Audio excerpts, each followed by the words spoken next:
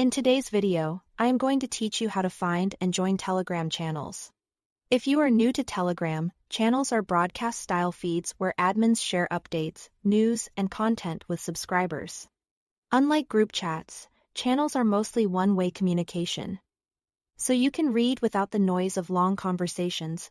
Here is how to discover the ones that match your interests and start following them with confidence. Begin by opening the Telegram app on your phone or desktop.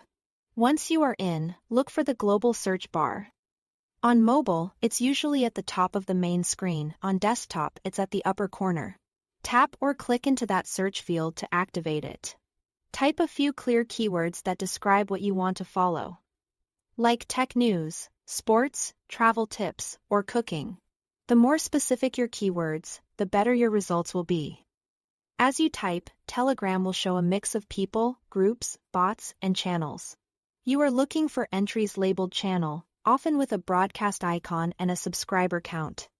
That label helps you avoid joining a group when you want a read-only feed. When you see a promising result, select it to open the channel's preview. This is an important step because Telegram lets you browse a channel's content before you commit.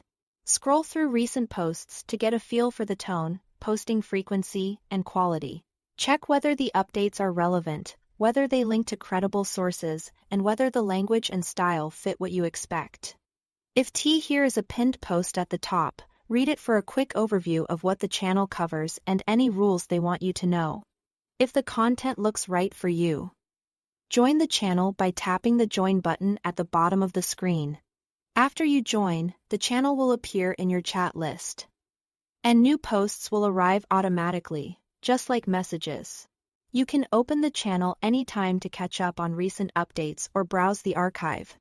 If you ever change your mind later, you can simply leave the channel from its header menu. But for now, you are all set to start receiving updates. That's the entire process. Thanks for watching.